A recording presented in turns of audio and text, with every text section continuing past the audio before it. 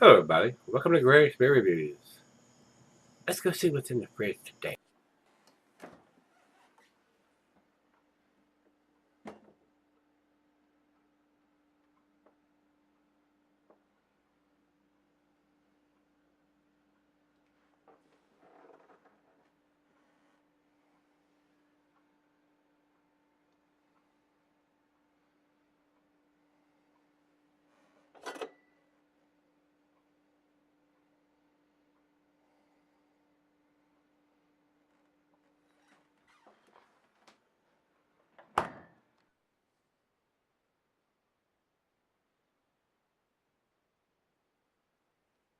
Hello, everybody. Welcome to Greg's Beer Reviews today. I do appreciate you stopping by. Today's beer hopefully is going to be a treat. This is Hardywood Park Craft Brewery. These guys are here in Virginia. This is their gingerbread stout. And guys, I think I did this a year or two ago. Evidently, they've increased the capacity, and they didn't distribute it when they first started doing it. And I had a friend of mine pick up one for me and brought it to me. And now these are distributed, but you have to go to a lot of the craft beer stores. This particular one was available at Kroger stores, local Kroger stores, which was very, very surprising, but it wasn't a cheap beer to buy from those guys. They're probably not a cheap beer to buy from any guys, to be honest with you. This is a 9.2% stout. I think we got all the information over here. Yeah, Untapped has it at 55 IBUs, 9.2%. And as far as any kind of dating, I don't see anything on the label, but there may be something stamped on the bottle that is not standing out to me. These guys are out of Richmond, Virginia.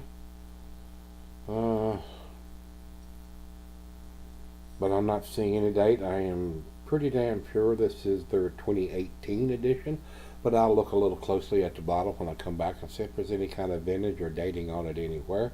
I'm not seeing it on the label anywhere, and I wish they would put that on the label, guys, so you'll know what you're buying. And it's got a dark beer in it, and I don't see any bright writing on it, so they're probably, if there is any, some kind of dark writing, black writing on a dark brown bottle with black beer in it, so virtually impossible to see it if it's there. So I would like to see them put that on there, guys. To me, they're starting to distribute this part of the state, and they're in Richmond, 3 hours away. If their distribution is getting that much bigger, they need to date their stuff, guys. It's a stout. It's a 9.2% stout. Not super critical, but everybody that knows me got that OCD going on. Tell me the vintage. If you don't want to bother putting the month or the day on there, at least give us the year. So in case we want to do two side by side, 2017, 2016, 2018 side by side, we know what we got there. Just looking at it, unless they're changing the labels from year to year. Another reason why not to put the date on it. The vintage, if you're not using the label over, why not? So that's all I'm going to talk about on that. Here at Untapped, it says, oh my God, I'm not going to read all this. That's brewed with baby ginger from Castlemont Farm, wildflower honey from Bearer Farms, Hardywood gingerbread stout captures the terroir of Central Virginia in a rich, creamy libation with a velvety mouthfeel and intriguing evolution. Flavors from milk chocolate and vanilla to honeycomb and cinnamon to a snap of ginger in the finish. Deep dark chocolate in color with mahogany tint and a frothy caramel colored head. Hardywood gingerbread stout offers the aromatics of holiday spice originating from the ginger and balanced with a generous dose of whole Madagascar bourbon vanilla beans and Vietnamese cinnamon, milk sugar, lactose. Contributes to the full body of the stout and tames the roasty character, while oats lend a silky quality. Enjoy fresh or sell up for special occasions. We hope Hardywood gingerbread stout contributes to your merriment this season. Said I wasn't going to read it, but damn, I just did, didn't I? All right, that's all we need to talk about. Let's get this bad boy open, get it into the glass, and see what we got. Very nice cap. Got a little gingerbread man on there. And like I said, I have reviewed this before, but I think it was a year or two, maybe even 3 ago. I'm going to go down the center and see what we got here, guys. And this is a little bit bigger than a 12 ounce, so I may not be able to get it all on the first pour. And we're not. About a finger of head on that pour, guys, over into the light. Not giving any light. It was pretty dark, pretty pitch black. Good looking stout. Let's get it to notes. I was pretty impressed with the last version that I had. Definitely getting the ginger and the cinnamon. Slight hint of some vanilla, roasted malt. Got a nice sweetness to it from the lactose. Smells pretty good, guys. It does. So let's dive in. Cheers, everybody.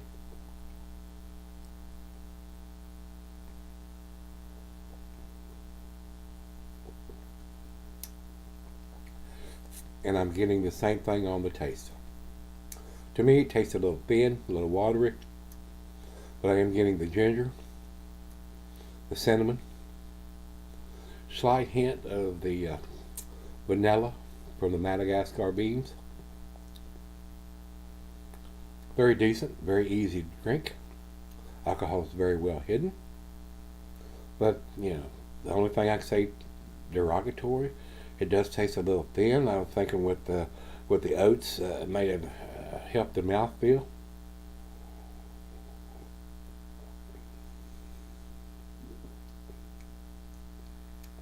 Not so much. It does taste a little thin for a 9%. Well, let me see if I can get the back end in here.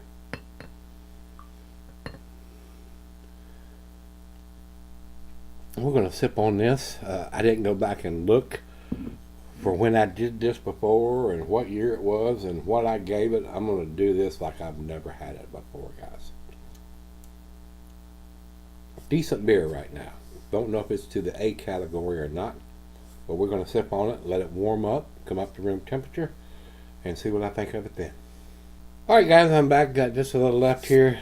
Looking at the bottle, it does have an ink stamp here on the side, which would have been virtually impossible to read because the stamp is right here and the beer is up to here. You could not see that stamp with the beer in the frickin' bottle. I don't understand that, guys. Black ink on a dark brown bottle with a black beer inside of it. How are you supposed to see that? It's impossible. It's absolutely freaking impossible. And the date code they've got on it doesn't make any sense on top of that. They've got 1016 and then 18 and then comma 15. Well, 18 I would think would be the year, but 1016, 1016, ain't but 365 days in the year, so I don't know how to read that code, guys. So, not a fan of what they're doing there as far as their dating of their beers with the color of the ink and whatever that code is supposed to mean.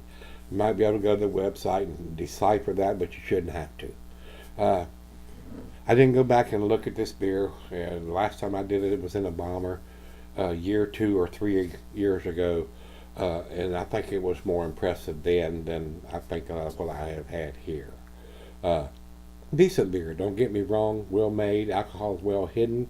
I'm getting the ginger and the cinnamon standing out more than anything else because it's a more prominent spice than ginger is. Decent beer, not outstanding by any means. $7 at Kroger's for this beer, which is not a bad price for a 500 milliliter bottle, but it probably would have been about the same price for the $7.50, and that's how these breweries do it. They'll throw a bomber $7.50 out there, and then they figure, well, we can do the same thing. Cigar City's figured this out too. Their Marshall Zukov used to come in that big $7.50, and now they're putting in 22-ounce bombers and charging the same price for those bombers as they did 750 milliliters. So a lot of breweries have figured that out. They'll charge you the same price for a smaller quantity.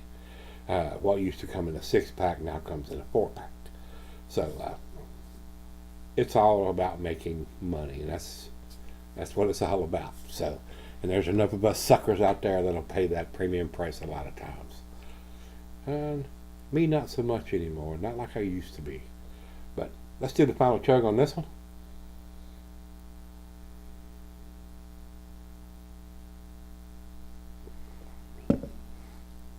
The cinnamon is off the chain, guys.